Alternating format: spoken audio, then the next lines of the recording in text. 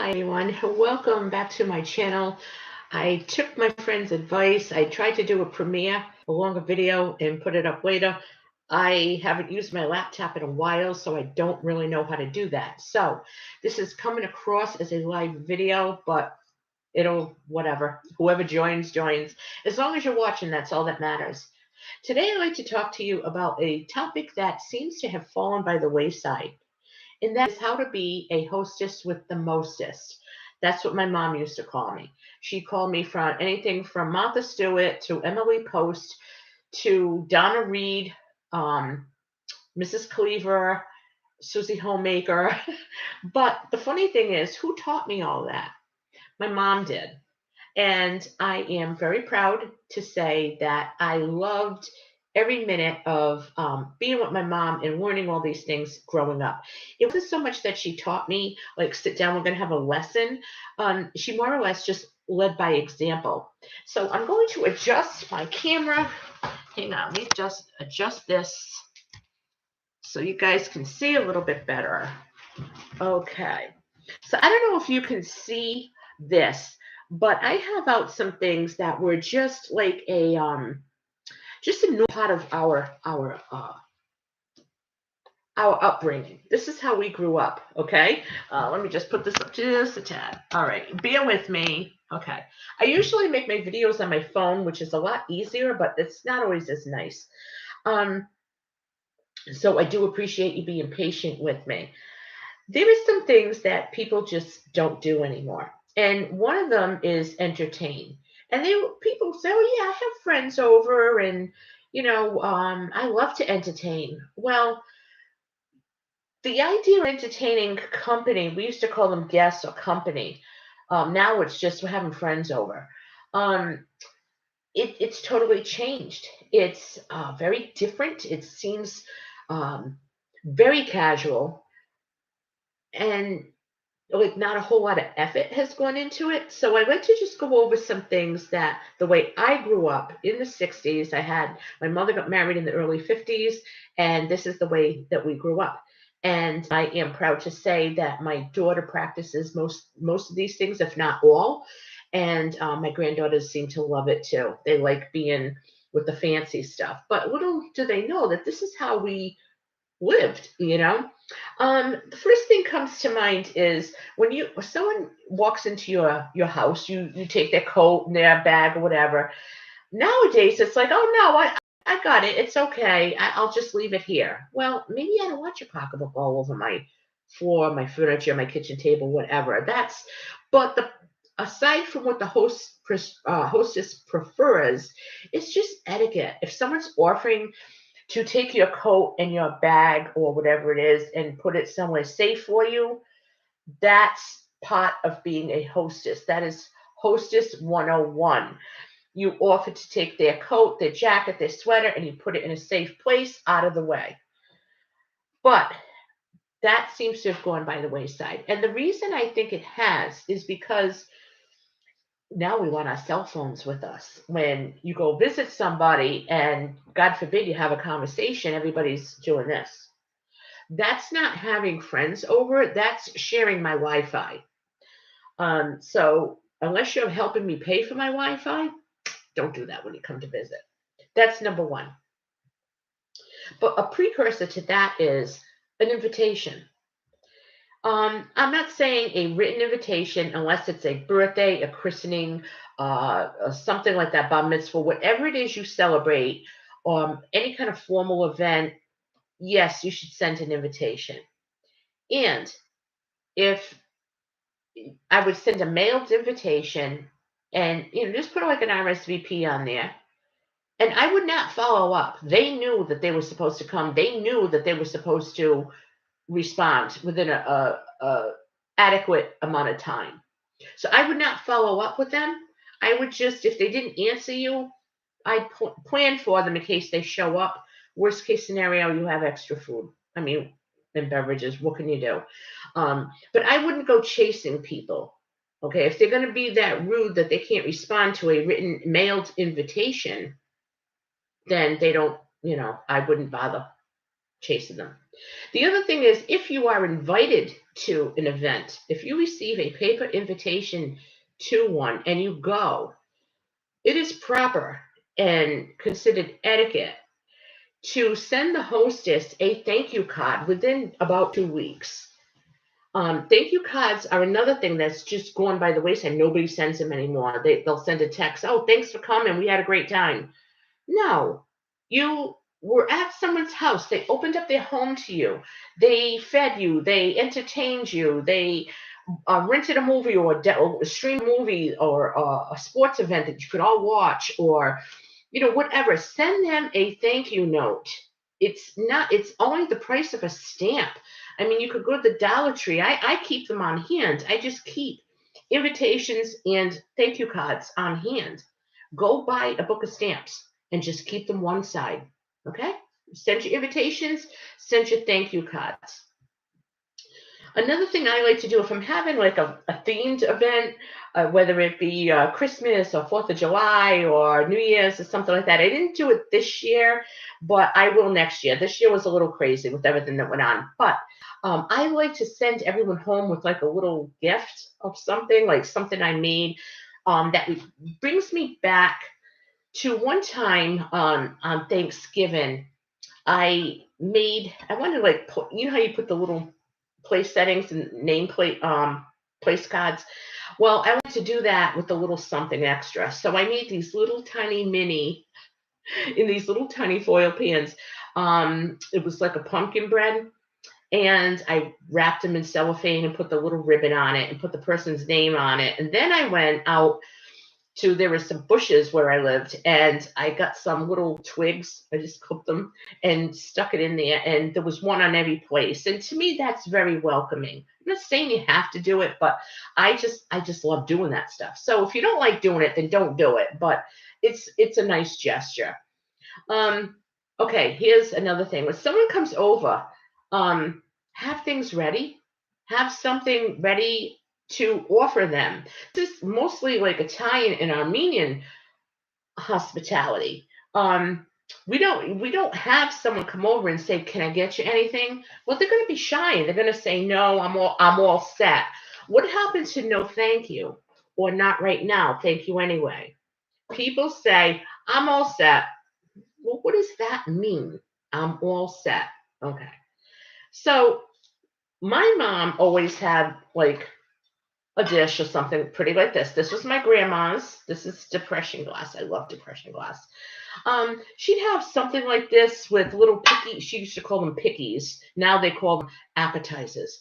We would always put something out wherever you were going to gather. If it's in a living room, if it's a formal living room, and just don't serve anything that's really messy if you don't want to mess up your living room. But always have something to pick on. Cheese and crackers. Um, Candy dishes. Does anyone use candy dishes? My mom, I still have a ton of them. Like she put nuts in one and dried fruit in another, and M&Ms in another one, and it was really nice. And our coffee table, and even at my favorite aunt's house, the coffee table in the living room looks like a banquet table. Walnuts, whole walnuts with a nutcracker, and the little thing to scoop them out. Just things like that. It always made us feel at home and loved and very welcomed. Do you serve water in a glass or a beverage in a glass? Okay. What happened to a glass? Nowadays, we just say, does anyone want a bottle of water? There's bottled water in the fridge if anyone wants one. Come on, be a hostess. If people are coming to visit you, there's nothing wrong with putting out your best. Creamer and sugar, okay? The worst thing to me in the world is when someone puts a canister of sugar or milk or a bag of it and the half gallon of milk or whatever, a plunk on the table. I mean, okay, these are heirlooms, but my mom always made sure she had tons of these. I still have her Tupperware ones that I use on a daily basis. I have several of these. I have crystal ones. I have the ones that go with china. So my mom always taught me you put one on each end of the table. You have two. if you can, and you put them on one end of each end of the table. So when you're having coffee or a dessert and you're sitting at your table, you have a plate, a real plate. You have your creamer and sugar. Now, my mom did do early on. She did a lot of cloth napkins, but always have a quality napkin. Like you could get Vanity Fair knockoffs at the Dollar Tree, and I think they're like well, now the $1.25 for it. It used to be 100 of them, and those are really nice napkins for guests. I like cloth napkins. I think they're pretty. They taught me how to sew because when I first learned how to sew, I couldn't make anything. I just followed YouTube videos. So in order for me to learn how to sew, this taught me my how to measure properly, how to my stitching, how to pin it properly, to iron it, and just it was a great learning tool. And I had a bunch of fabric, and I made a ton of cloth napkins for every occasion. So I like cloth napkins, but nowadays not too many people use them. I use them even for myself. I think they just make it. Even if I'm just alone, it makes me feel special.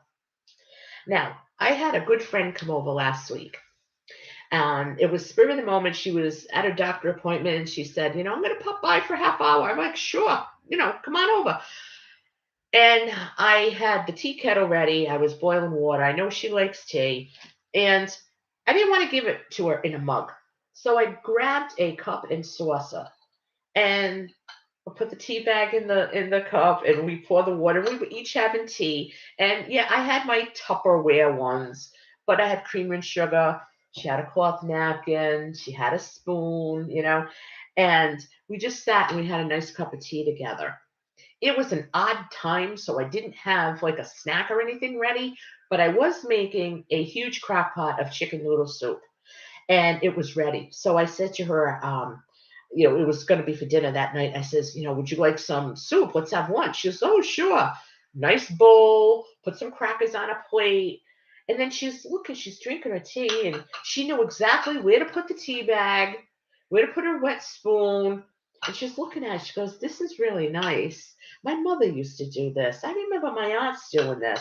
And she said to me, no one does this anymore. And I said, well, I do. So she came again a week later, same thing. Um, Cup and saucer. We had some tea. We talked a while, and it was really nice. And she's like, oh, don't go to any trouble. How much more trouble is it going to be for me to reach for a cup and saucer as it is to a mug? They were all in one shelf ahead of each other. It didn't take me very long. I have better china that I could use, but I preferred this was just nice. It's plain white. It goes with everything. And I know you're probably thinking that, this is so old fashioned. No one does that anymore. Right. No one does it anymore. And it's kind of sad to see these little hostess etiquette just disappearing. It makes me feel good when I do this for people. You don't have to have fancy stuff, but just take the time, put a little effort into entertaining your guests, whether they're coming it's a friend for a cup of tea. Had she come around 1 or 2 in the afternoon, I probably would have had probably would have made some cookies or something to go with it. But make your guests feel welcome. Make them feel like you want them there. Maybe this is why people don't want to visit anymore. Maybe they feel like it's too much trouble for the hostess, or is it too much trouble for them to be a guest? I'm not really sure what's going on, but I think that we're in such a casual society now. When holidays are resorting to paper dishes and paper cups, I mean, these are major holidays. Make it special, make some memories. Use the things that were handed to you. Even if you just use your everyday dishes, just make the table look a little more fancy than you usually do.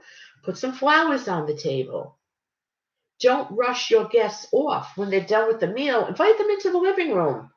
Turn off the TV. Tell them it's a Wi-Fi free zone. No television, no cell phone.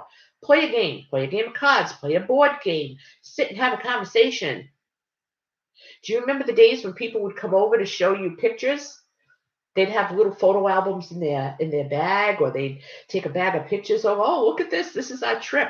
Now it's like, look what I did. See, that's me when I had chocolate cake at that restaurant. That's that chocolate cake. Oh, look at this cappuccino. Isn't that gorgeous? No one wants to see that.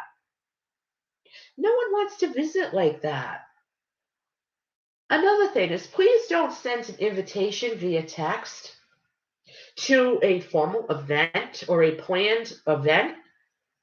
Don't send a text through a text saying pass it on.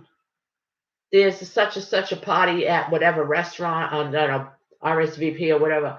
If you want me to go and it is a gift giving event, you should have enough courtesy to send me a snail mail invitation. I don't reply, nor do I accept any invitation that comes via text. I just don't.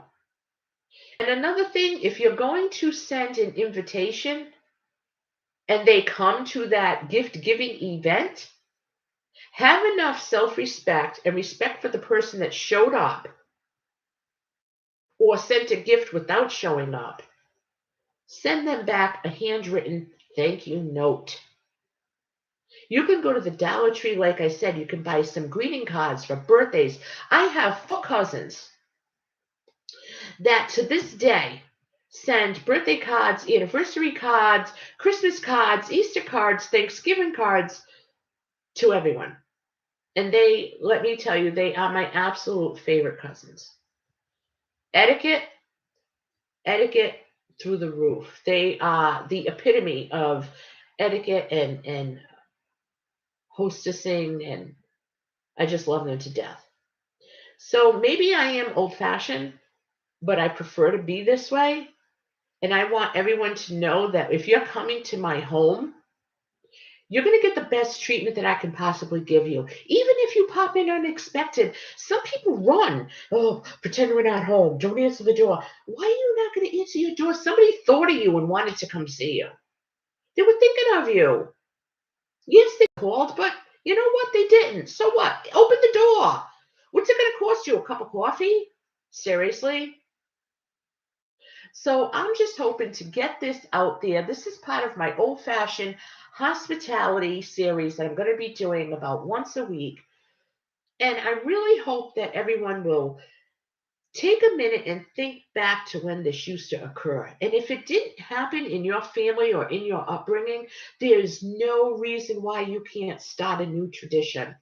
Do it for yourself. Have a cup of tea by yourself or a cup of coffee in an old fashioned cup and saucer. You can get them at the Salvation Army or any thrift store if you don't have them. You can look on Marketplace. You can look in your free Facebook groups, the no buy groups. Put a notice out there. Is anybody giving away old fashioned cups and saucers? Even if you just have 2, you know, get some cloth napkins if you like. Learn to sew. I learned how to sew making napkins.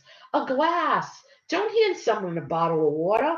Ladies don't drink out of bottles of water. They drink out of a glass, like I'm going to. Love my water. Not so much, but I do. So, folks, I hope that this is something refreshing for everyone. I hope that you learned something, you opened your eyes to something, and just broaden your horizons a little bit. If you like this video and you want to see more of my series, I got series going from preps to meals, Hostess with the Mostest, and what's for dinner, and make it March, and I have a slew of things going on. So if you don't want to miss out on any of that, you're going to want to subscribe to my channel. Hit the like button if you like my video as well. I hope you had a great day, everyone. I hope you enjoyed my video. I'm going to end the stream for now. It will play back. So it came out as a live video, but it wasn't supposed to be. I hope that this was enlightening for you, and I hope that you return to my channel. Thank you, everyone. I love you, and God bless.